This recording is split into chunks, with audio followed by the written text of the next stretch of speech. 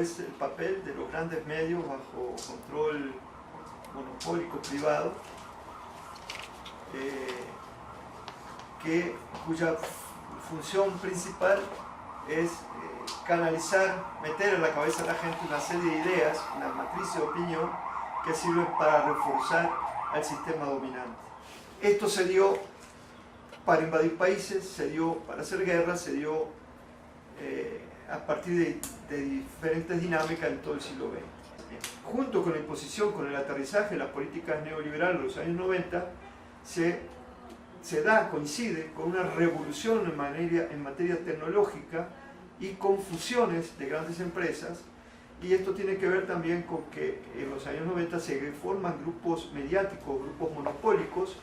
que aparecen ya como multimedia, es decir, familias que controlan televisoras, radios y periódicos, revistas y hasta hacen telenovelas. Digamos, se reproducen en México ya estaba Televisa, pero aparecen otras familias como el Grupo Salinas Pliego, como el Grupo Milenio, pero en otros países, en Estados Unidos, fundamentalmente 5 grandes cadenas, con CNN, con Fox News, es decir, son las que a partir de esta revolución tecnológica hoy marcan la línea que antes venía a través de la agencia AP, UPI,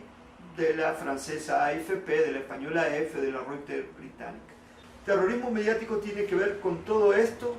pero tiene otro eje, que es que a través de los medios, de las noticias que se difunden a través de los medios, por ejemplo, durante el régimen de Calderón, se le utiliza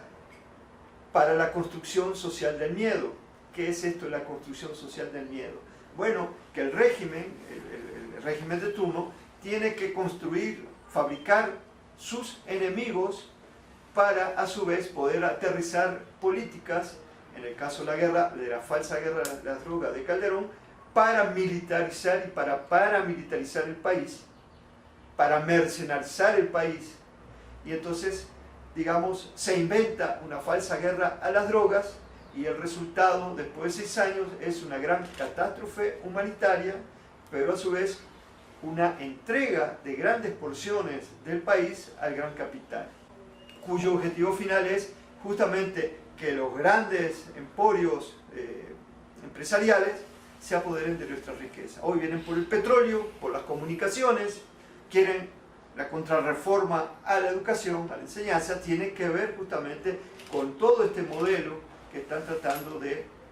aterrizar. Es decir, necesitan también jóvenes, estudiantes, que sean moldeados, que sus cabezas sean moldeadas para justamente el México del siglo XXI. Y el México del siglo XXI, que sigue siendo un México de 60 millones de pobres, es un México en donde se quiere jóvenes adoctrinados, jóvenes que sin chistar se acomoden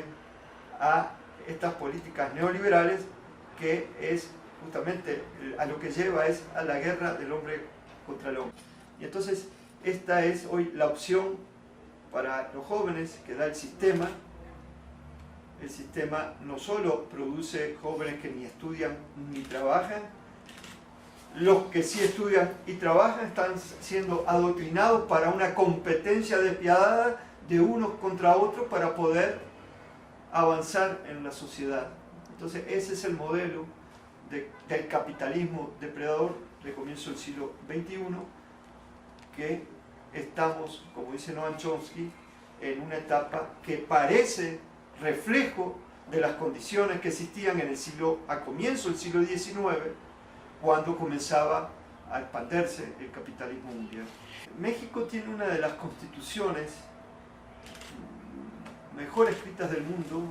donde se plasma una serie de derechos que no tienen muchos países. El tema es qué significa la letra de la Constitución, si es una letra para aplicarse en la realidad o si son letras muertas. Entonces sí, el derecho a la información, el derecho a la libre expresión, todo eso existe en la práctica, muchos lo practicamos, pero justamente como plantearon los jóvenes del 132, cuando venía la ruta final de la imposición de Peña, para la presidencia de la República, es necesaria una democratización de los grandes corporativos mediáticos privados, y esa democratización tiene que ver justamente con los contenidos que manejan los grandes corporativos. Entonces,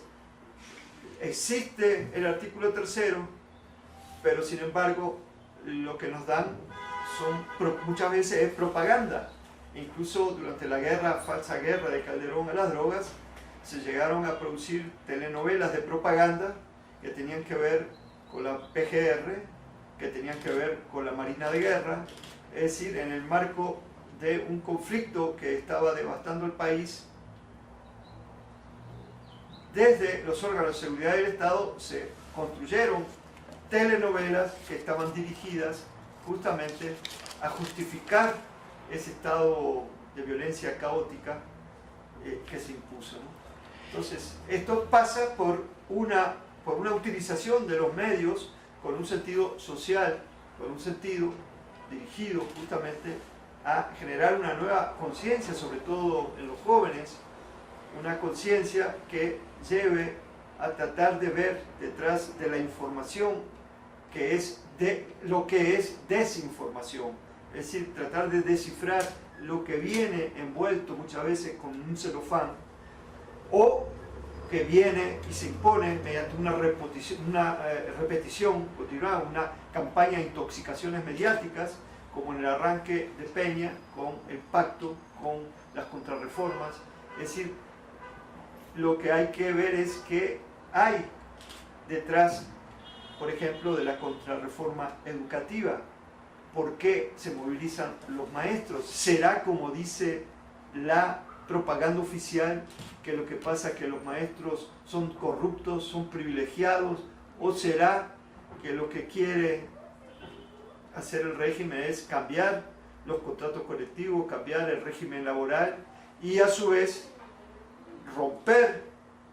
con los grupos de maestros mejor organizados que en muchas partes del país, incluso en pequeños poblados perdidos en las montañas de México, realizan realmente una gran labor social, no solo educativa?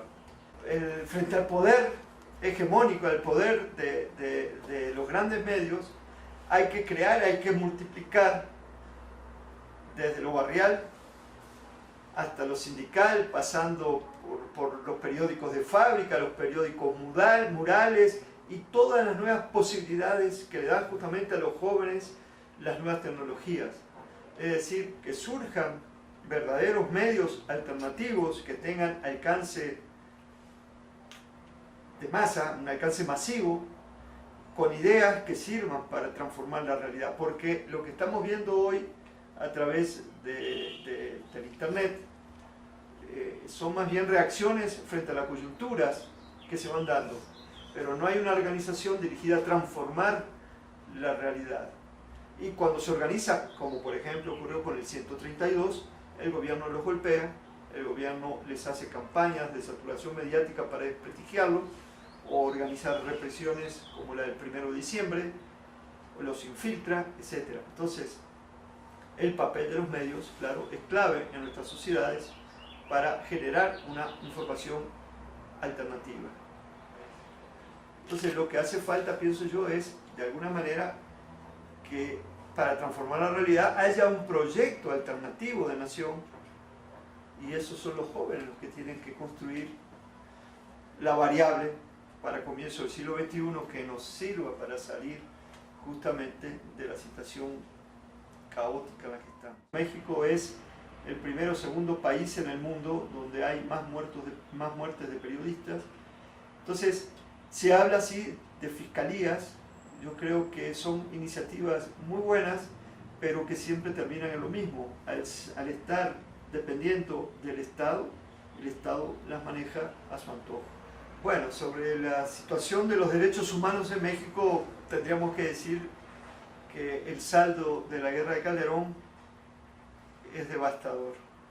Estamos hablando de que el ex jefe de la CIA, cuando fue ministro de Defensa de Estados Unidos, León Panetta, en 2010, saliendo de una reunión con el equipo de Seguridad Nacional de México, dijo que en México había 150.000 muertos producto de la violencia. Luego le hicieron desmentir al Pentágono esa información. Pero si nosotros contabilizamos, la cifra del ex jefe del Pentágono pudo quedarse corta con los 150.000 muertos. Pero estamos hablando, y ya es un lugar común, hasta el nuevo PRI del joven Peña lo dice, en México hay un promedio, hubo de la guerra de Calderón, por lo menos 25.000 desaparecidos. Estamos hablando de que a su vez hay decenas de gente que ha sido torturada por grupos criminales y estatales. Estamos hablando pues de que hay una violencia sin límite que atraviesa todo el país y que tiene que ver con esta situación catastrófica humanitaria. Aparecieron durante el gobierno de Calderón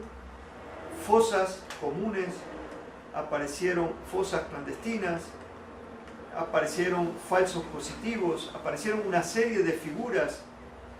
que en México la habíamos tenido en la Guerra Sucia en los años 70, y eso se da en el periodo 2007-2012, y eso es lo que lleva a muchos organismos internacionales, muchos organismos humanitarios y algunos nacionales a hablar de que hay una grave crisis humanitaria en México al final del sexenio de Calderón, y lo que vemos en los primeros meses del gobierno de Peña es que esta violencia no decrece, se mantiene, solo que el nuevo régimen lo que hace es tratar de ocultarla, no hablar de ella, pensando que si se silencia, esta realidad no se ve. Lamentablemente puede que la mayoría no la vean, pero los familiares de las víctimas la siguen sufriendo. Lectores de Zona Adictiva, yo lo que le diría es que justamente que todos tenemos que participar, si podemos de manera organizada mejor, para llevar los cambios posibles, cuanto antes mejor, en esta caótica situación nacional.